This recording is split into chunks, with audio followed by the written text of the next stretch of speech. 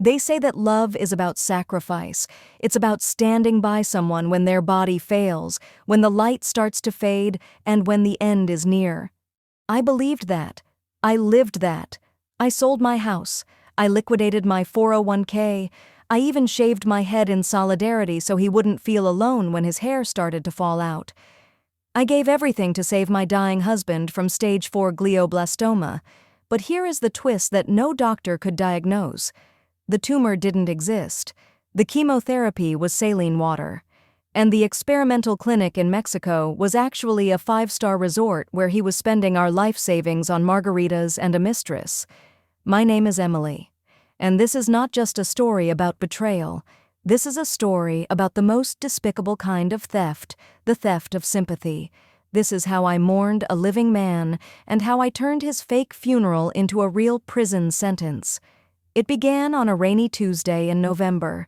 Jason came home from the neurologist looking like a ghost. He sat at the kitchen table, his hands trembling, and placed a thick envelope in front of me. "It's bad, Em," he whispered, tears streaming down his face. "It's aggressive. Stage 4. The doctor gave me 6 months, maybe a year if we fight hard." My world collapsed. I fell to the floor, screaming. Jason held me, rocking me back and forth. "I don't want to die, baby," he sobbed into my neck. "I want to grow old with you.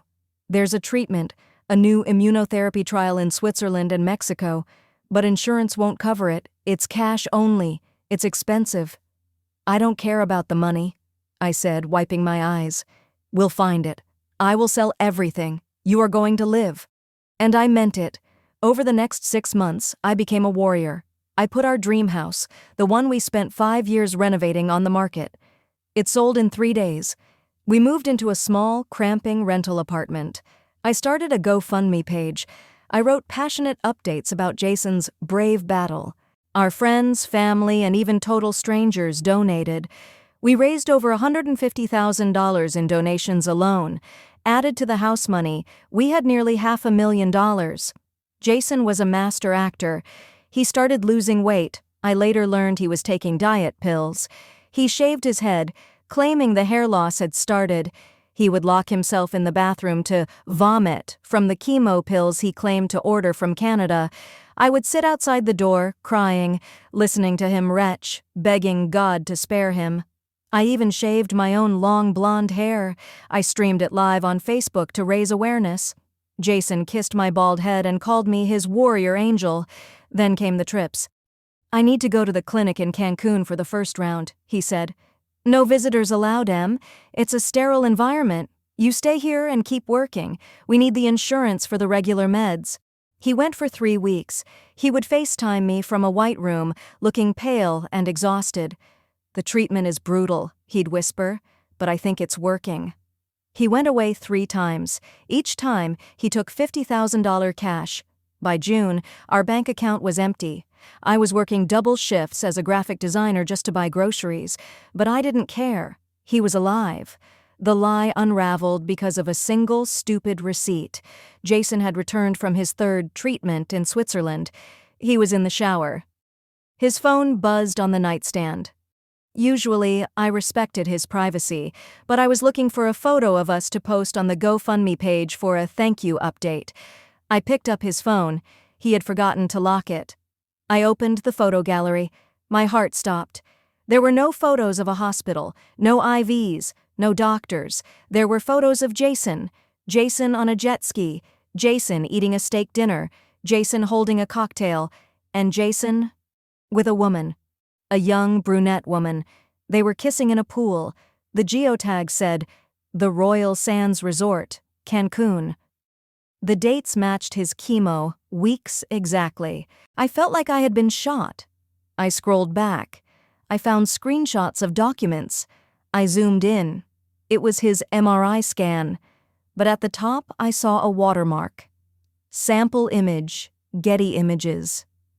He had downloaded a stock photo of a brain tumor. He had used Photoshop to put his name and patient ID on it. I went to his email. I found the thread with the doctor. It wasn't a doctor. It was his own secondary email account. He was emailing himself fake updates. I stood there, holding the phone, shaking so hard my teeth clattered. He wasn't dying. He wasn't sick. He was stealing our life savings, my inheritance, and the charity of thousands of people to party with a 22-year-old mistress in Mexico. He watched me sell our home. He watched me cry myself to sleep. He watched me shave my head. And he laughed. I heard the shower turn off. I put the phone back exactly where it was. I walked out of the bedroom. I didn't confront him. Not yet. If I confronted him now, he would run. He would take the remaining cash and disappear. I needed to nail him to the wall. I walked into the kitchen. "How was the shower, baby?" I asked. Jason walked in, wrapping a towel around his waist. He did a fake cough. "Exhausting. I feel so weak today." "I have good news," I said, forcing a smile. "I got an email from the GoFundMe team. They want to do a feature story on you, a huge fundraising gala. We could raise another $200,000 for the final surgery." Jason's eyes lit up. The greed was instantaneous. "Really? That's amazing, Em. When?" "This Saturday," I said. "We'll host it at the community hall. Everyone will be there. Your parents, my parents, all the donors." Jason spent the week preparing. He practiced his limp. He put dark makeup under his eyes to look more tired. I spent the week preparing too. I went to the police. I brought the phone screenshots. I brought the bank statements. I brought the fake MRI scans. The detective looked at the file and turned red with anger. "This is fraud," he said. "Wire fraud, theft by deception, grand larceny. We can arrest him right now." "No," I said. "Not yet. I want him to confess, in front of everyone." Saturday night arrived. The hall was packed. There were balloons. There were posters of Jason's brave face. Jason sat in a wheelchair, his idea, at the front of the room, holding hands with his crying mother. I took the stage. I was wearing a beautiful black dress. My bald head was shining under the spotlight. "Welcome, everyone," I said into the microphone. "We are here to celebrate Jason, a man who has fought a battle most of us can't imagine." The crowd applauded. Jason wiped a fake tear from his eye. "We have raised so much money," I continued, "but money can't buy the truth. And tonight I have a special surprise update from Jason's doctor in Mexico." Jason looked confused. "What?" he mouthed. He hadn't planned this. I pointed to the projector screen. "Please watch." The screen lit up. It wasn't a doctor. It was the photo of Jason on the jet ski. The crowd gasped. Then, the photo of Jason kissing the mistress in the pool. Then, the invoice from the luxury resort totaling $40,000. And finally, the MRI scan with the Getty Images watermark zoomed in. "Jason doesn't have cancer," I said, my voice turning to steel. "The only sickness Jason has is that he is a sociopath who stole $450,000 from all of you to go on vacation." The room erupted. It was chaos. Jason's mother stood up, screaming, "No, that's a lie!" Jason tried to jump out of the wheelchair. The miracle of healing. He ran for the exit. But the doors opened. 4 police officers walked in. "Jason Miller!" the detective shouted. "You are under arrest." Jason looked back at me. His face was a mask of pure terror. "Emily, wait. It's a misunderstanding. I can explain. Explain it to the judge," I said. I watched them handcuff him. I watched the donors' people who had given their lunch money shouting insults at him. I watched his mistress, who I had tricked into coming by telling her she was VIP guest, get questioned by the police as an accomplice.